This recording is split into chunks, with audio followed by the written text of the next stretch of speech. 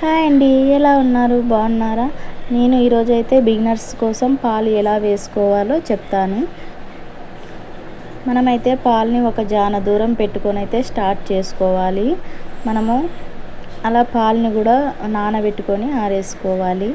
అలా ఆరిన తర్వాత జాన దూరం పెట్టుకొని మనమైతే స్టిచ్ చేసుకుంటూ రావాలి. పాలని గుండు సూదులను తీసుకొని మనము అక్కడక్కడ పెట్టుకుంటూ రావాలి.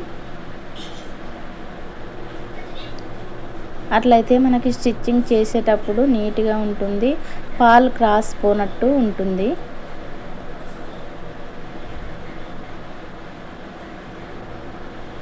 అలా మనం స్టిచ్ చేసుకుంటూ వస్తూ గుండు సూదులను అయితే పెట్టుకుంటూ వస్తే మనకు స్టిచ్చింగ్ అయితే నీట్గా కనబడుతుంది.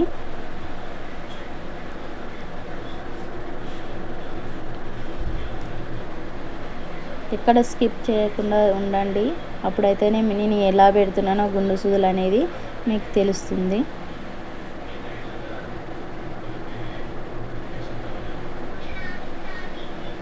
మనం గుండు సూదులను అలా పెట్టుకుంటూ మనం స్టిచ్ చేసుకుంటూ పోయినామనుకో పాలు స్టిచ్చింగ్ కూడా తొందరగా అవుతుంది.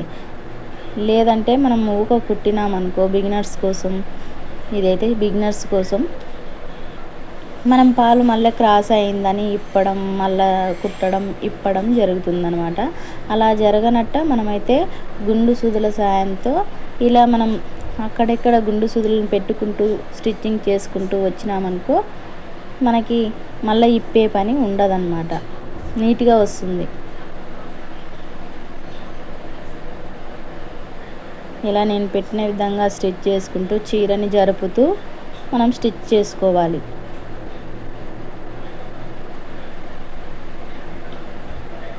అలా గుండు సూదులను పెట్టడం వల్ల మనం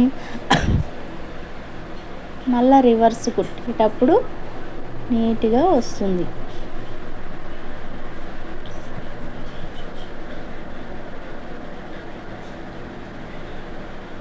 మళ్ళీ రిటర్న్ తీసుకొచ్చేటప్పుడు అలా స్టిచ్ చేసుకుంటూ రావాలి. చీరనల్లా అక్కడ సైడ్కి పెట్టి మళ్ళీ స్టిచ్ చేసుకుంటూ రావాలి.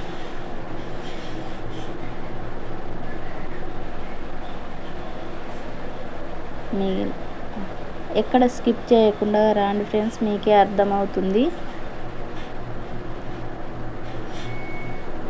మనకి పాలు కొంచెం ఎక్కువ అయితే కూడా కొంచెం ఒకవేళ క్రాస్ అయితే కూడా దాన్ని సైడ్కు కుట్టుకుంటూ దాన్ని టచ్ చేసుకుంటూ చీరని అట్లా లాగుకుంటూ అక్కడదక్కడనే ఇక్కడదిక్కడనే లాగుకుంటూ అయితే మనం స్టిచ్చింగ్ చేసినట్టయితే పాలు అనేది నీట్గా వస్తుంది.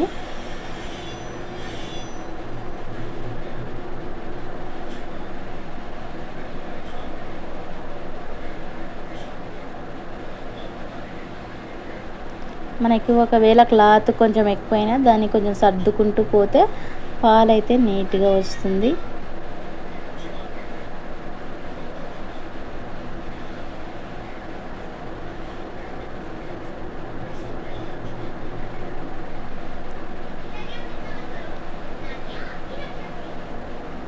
మనం క్లాత్ని సైడ్కి రెండు చివర్లు అట్లా నీట్గా అనుకుంటూ స్టిచ్ చేసుకున్నాలి.